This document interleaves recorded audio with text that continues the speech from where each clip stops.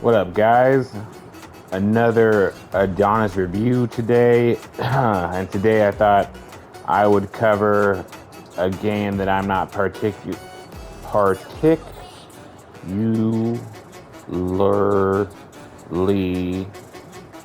an expert on, which is Need for Speed Heat, which came out in 2019.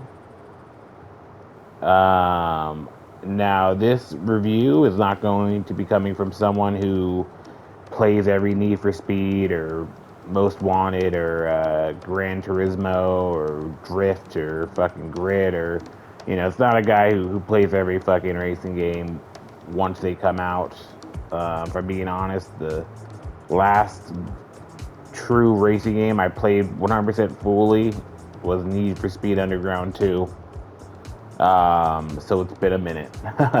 But I've never been even even when I play games that have racing in it, like playing Cyberpunk 2077 when you do racing, or I don't know, Grand Theft Auto, or even racing in The Witcher. You can race horses.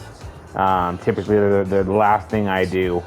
And I think the reason I push it to the last thing is because, one, I feel like, games that don't specialize in racing don't have obviously the best mechanics when it comes to driving. And I feel like that will blow the race for me. And, and especially if I don't, if there is mechanics in the game to make your racing better, like let's say there's like a skill tree and somehow you can affect the skill tree to make yourself a better racer. I obviously never do that because that's the least concern in my mind, so I'm not going to spend, things to make me faster or fucking more efficient or accelerate or drift better. So since it's never a thing that I'm actually going to focus on, I feel like I'm going to do terrible and lose anyways. So, I just don't do it until I have nothing left in the game to do. So then all be all is, this review is for someone like me. If you don't ever play racing games and, for some reason, maybe the reason I'm playing Need for Speed Heat because it's free right now if you're a PlayStation Plus member for the month of September. So you'll have it free for the whole month September. If like I said, if you are PlayStation Plus and you want to go into the market and and get it for free or whatever, you can do that. So, like I said, this is for somebody who never plays. If you play all the time, you probably already played this game. If you're like a mad racer game player person, you probably already played it and have no need for this, regardless. So with that being said, like I said, this is from someone who never plays racing games. My general view on this game is pretty fun. I've been playing, like I said, I was playing the Cyberpunk 2077 racing challenges a lot recently too, since Cyberpunk has that new patch that came out. And I thought I would just kind of mow down the last objectives that were really in my way.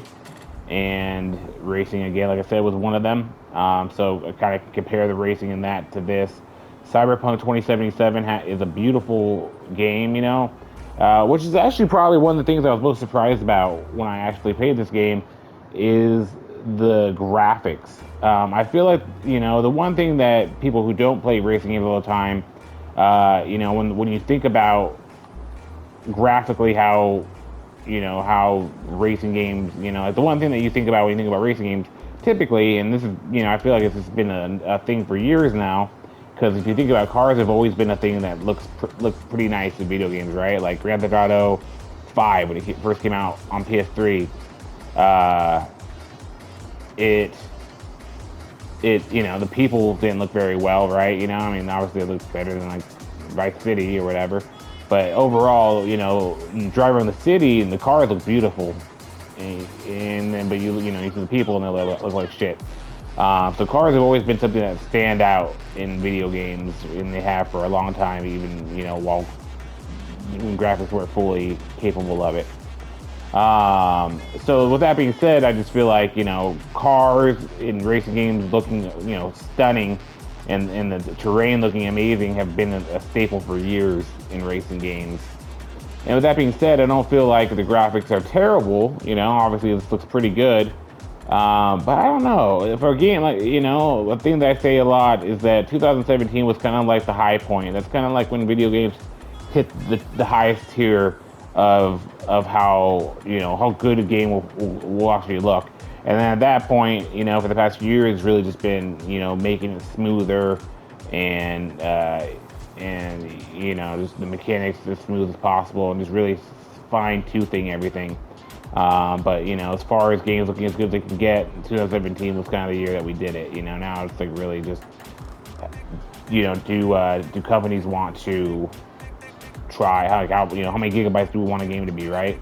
Because if they want to, if they're okay with a game being 1,000 gigabytes, which like Call of Duty is, then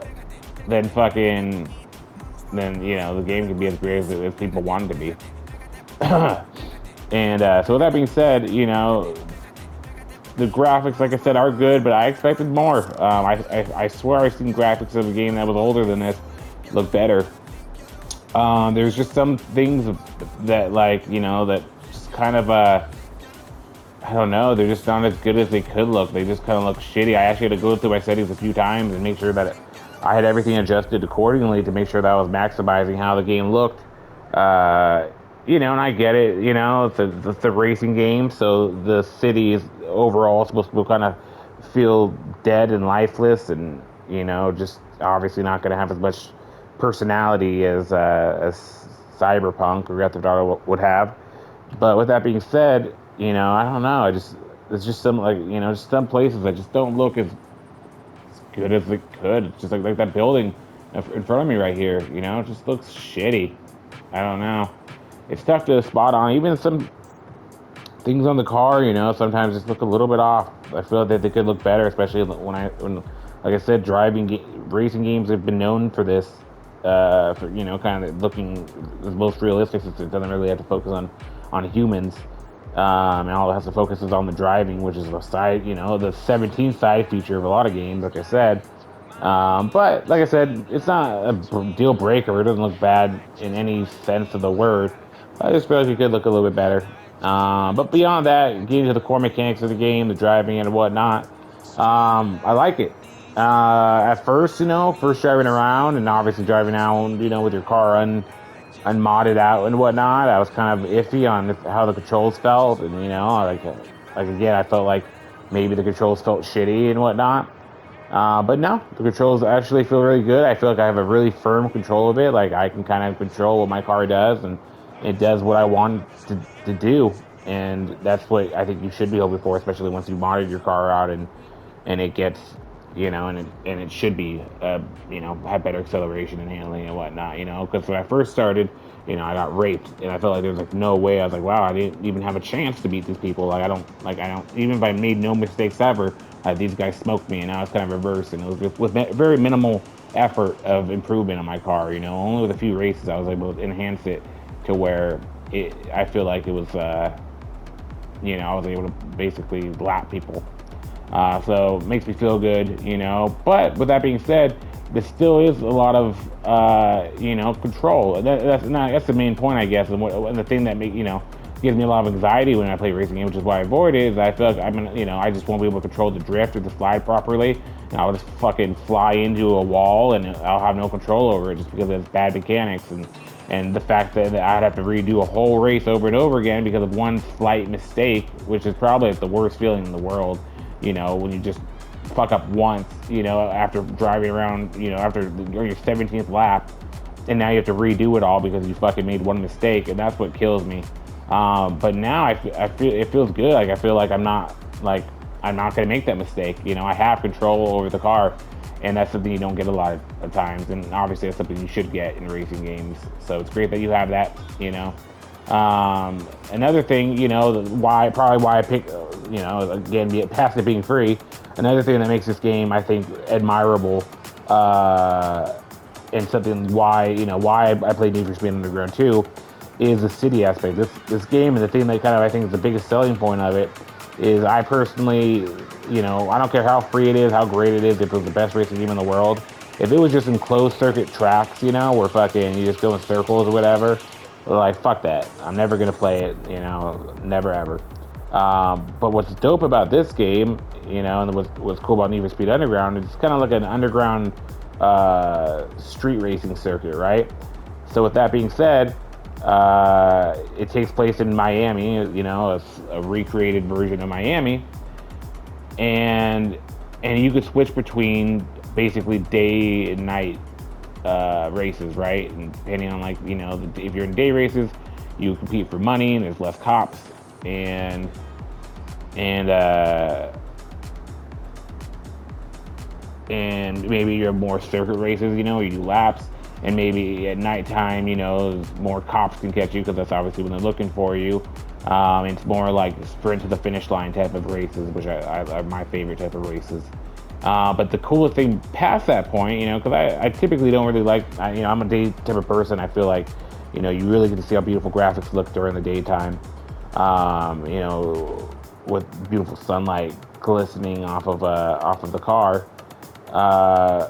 But the night actually looks pretty good in this game. I like it, but like I said, the coolest thing past that point, right, that I'm trying to get to is you're in Miami, it doesn't just feel like you're just racing in a soulless city. It doesn't feel like you're just racing in different areas. I guess you could do it like if you were in Grand Theft, I don't know, but it feels like, and it's not just like it's past the day and night feature of it, but it's also the it's not just the city part of Miami. You also have the the fucking like the outskirts, like the swamp areas of it. So one part of the game you could be spending it all in the streets, off on the beach or through the inner cities, or right, right through Palm Beach, or South Beach, and then later on you could be in a completely different area where it's farmland and fucking and farms and fucking or swamplands or fucking or like a small little city, on the outskirts of of Florida, which I is my favorite aspect of it by far. Like racing these, Edgewood Valley, Frontiera spots. By far the funnest racing. It's fun to just drive through the hills and whatnot. And it's a nice little breakaway from being in the cities and running into buildings and shit and making sharp turns through an alley. Which is fun in its own way, but it's not. Sometimes you want to break away from that. So with that being said, if you're a person like I said, like me, who doesn't play racing games all the time or ever, and the biggest thing for me is that I get bored, beyond the anxiety of that making that one mistake and having to redo a race fully. Uh, beyond that one that like which ruins it for me to fucking actually do it. Beyond that, it I feel like it gets boring just to just race over and over again, right? It gets boring real fast, and that still is the case. I feel I can't. It's tough to play this game, like to just do race after race for 4 hours straight or something. But it's nice to kind of bring up the difference of playing first person shooters or fucking or any type of shooting games or what have you, and to kind of just kind of make your own car and customize and upgrade it, and win races, which allow you to get money, so you can either buy a new car or upgrade the current car and make your car better, and then re-race it, and hopefully you get you're faster and can make curves better, and can go beat people better, and it's kind of fun to just kind of make those little upgrades. And that was the biggest last thing, is that I thought that you're going to need to have to win 20 races just to you get your car somewhat in racing form, which fuck, that would be stressful. I can, just imagine having to fucking do 20 races, like I was thinking that you'd have to put fucking 5, 6, 10 hours into the game before you could even slightly get your car in good form. But no, you play like 2, 3, 4 races max, and you have plenty of money to make your car pretty decent. Which again, you can probably do like an hour and a half, and then you're in the game. You're ready to actually win. So it's nice. It's nice that it's nice that you doesn't have to, you don't have to grind for hella long just to be able to actually feel like a winner. So overall, I do like this game. I think it's good. I think it's fun. I think if it's for free, it's definitely worth trying if you haven't played it in a while. Maybe it'll get you into different racing games, in the future. It is pretty new. Like I said, it came out in 2019, so it's not like you're playing a game from 2012 or anything. So I think it's worth it. If I was to actually pay money for it, I mean, I probably wouldn't pay more than, I don't know, $15 probably would be the max I'd pay for this game. But with that being said, maybe you're really into racing games and you've been holding out for God knows why. But like I said, if you're listening to this in the month of September and I just nowadays I'm just like, why not take offer games? If you're a PlayStation Plus member, just get it for free. Why not? What's it hurt, right? You can add to the library and not download it. It doesn't hurt anybody. And maybe one day you will want to play it. So, hope that helps. If you had any curiosity if this game would be good or not for you, or any had any hesitations, hope maybe I answered it. Later, guys.